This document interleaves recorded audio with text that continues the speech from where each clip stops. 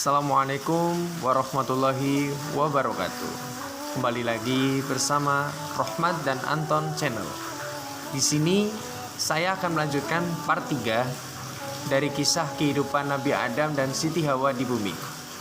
Sebelum sahabat-sahabat melanjutkan kisahnya, jangan lupa like, komen, share, serta subscribe agar kami semangat dalam memberi wawasan, berbagi pengetahuan untuk sahabat-sahabat semuanya.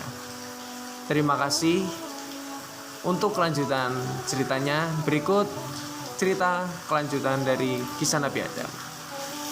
Ada cerita menarik dari peristiwa turunnya Nabi Adam dan Hawa ke bumi. Diceritakan mereka turun ke bumi dengan memakai dedaunan untuk menutupi tubuhnya. Ketika berada di bumi, dedaunan itu jadi kering dan kemudian rontok. Dan dipercaya segala wewangian yang tercium di Hindia berasal dari daun-daun tersebut. Adam dan Hawa menjalani kehidupan sebagai manusia biasa setelah bertemu. Allah kemudian memberikan 8 pasang lembu, 2 pasang kambing, serta 2 pasang domba pada keduanya. Allah mengajarkan pada mereka untuk memerah susu hewan-hewan itu. Susu tersebut kemudian bisa mereka minum. Dan Allah juga memberi perintah pada Adam untuk menggunakan bulu-bulu hewan itu sebagai pakaian untuk menghangatkan tubuh mereka. Adam dan Hawa sadar kenikmatan di dunia sudah tidak ada lagi, dan mereka pun menangis sedih. Dari air mata mereka tumbuhlah kacang tanah dan kacang hijau. Adam lalu menyadari kesulitannya untuk mengetahui waktu-waktu beribadah. Lalu ia mengadu pada Allah tentang masalahnya ini. Allah kemudian memberi seekor ayam putih sebesar unta dari surga. Ketika para malaikat di surga bertasbih, ayam putih itu ikut bertasbih dengan suara kokokan ayam yang ia bunyikan di bumi. Berkat ayam putih itu, Adam jadi mengetahui waktu beribadah di bumi. Untuk melindungi mereka dari panas dan dingin, Adam lalu menebang pohon, dan kayunya ia pakai untuk membangun rumah. Adam juga membuat sumur untuk mengambil air. Allah kemudian menurunkan 21 lampiran tentang hukum haram dan halal memakan daging binatang tertentu. Dan kemudian diturunkan pula 29 huruf hijaiyah, dan manusia tidak dapat mengurangi atau menambah hurufnya. Ketentuan Allah ini sangat jelas, dan tidak ada yang bisa mengubahnya. Adam lalu belajar huruf-huruf itu untuk bisa membaca lampiran yang diturunkan Allah.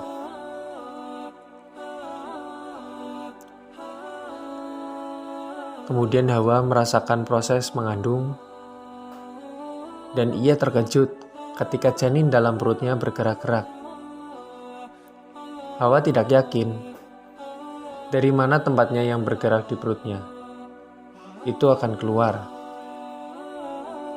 Ketika waktu melahirkan tiba, Hawa merasakan proses sakitnya. Hawa melahirkan anak kembar yang bernama Habil dan Layutsa.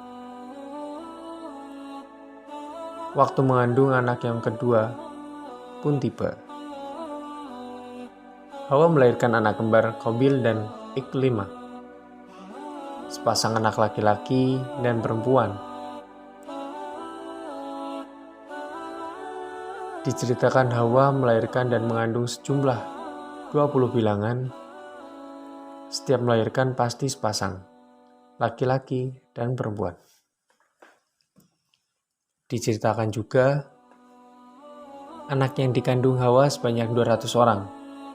Semua dilahirkan kembar, kecuali Syeds yang memiliki Nur Mustafa Sallallahu Alaihi Wasallam di keningnya.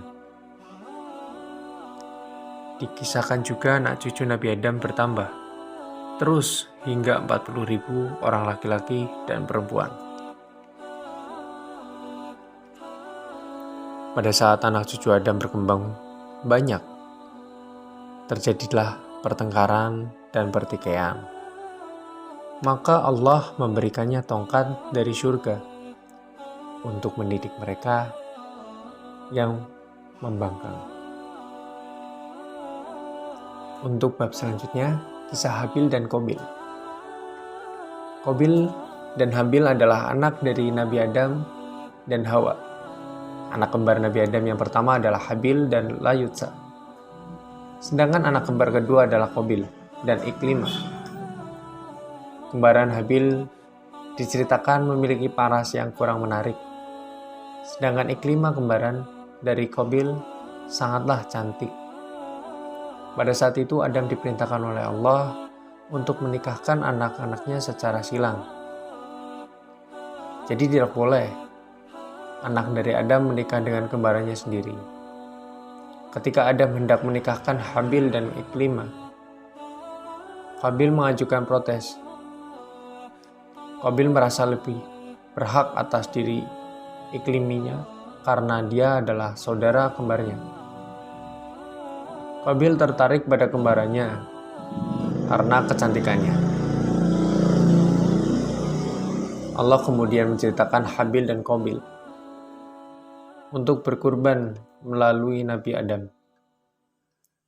Kurban yang diterima Allah akan menentukan siapa yang berhak atas Ikliminya. Qabil yang seorang petani dan sombong memilih seikat gandum yang jelek untuk berkurban. Dan sedangkan Qabil yang berternak mengorbankan kambing muda dan gemuk. Setelah keduanya berkurban, Allah kemudian menurunkan cahaya putih dan mengangkat kambing dari Habil. Berarti Habil yang ikhlas berkurban berhak atas dari Iklimia. Lalu Qabil marah dan tak ingin Habil menikahi kembarannya. Setan memanfaatkan kemarahan Qabil dan membujuknya untuk memukul Habil. Qabil yang dikuasai amarah lalu memukul Habil. Habil tidak memberikan perlawanan karena tidak ingin menjadi masalah besar. Celakanya, pukulan Qabil membuat Habil terbunuh. Lalu Qabil takut dan dia bingung. Ia tidak tahu cara menyembunyikan Habil yang telah tak bernyawa. Qabil mencoba membuang Habil ke laut. Tapi ombak membawa kembali tubuh Habil ke tepi pantai. Akhirnya Qabil mohon ampun pada Allah dan menyesali perbuatannya. Tiba-tiba Qabil melihat burung gagak di pohon. Satu burung gagaknya telah mati, entah kenapa. Gagak yang masih hidup membawa gagak mati turun. Burung itu lalu mematuki tanah hingga berlubang dan mendorong gagak mati ke dalamnya. Qabil mengerti sekarang. Ia pun meniru cara burung tersebut untuk mengubur Habil.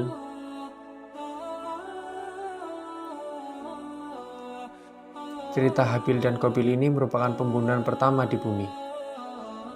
Kisah Nabi Adam ternyata mengandung banyak nasihat untuk umat manusia tentang ketaatan dan ketergantungan manusia sebagai hamba kepada Allah. Sekaligus juga tentang kebesaran Allah yang selalu memberikan kemudahan manusia ketika meminta pertolongan.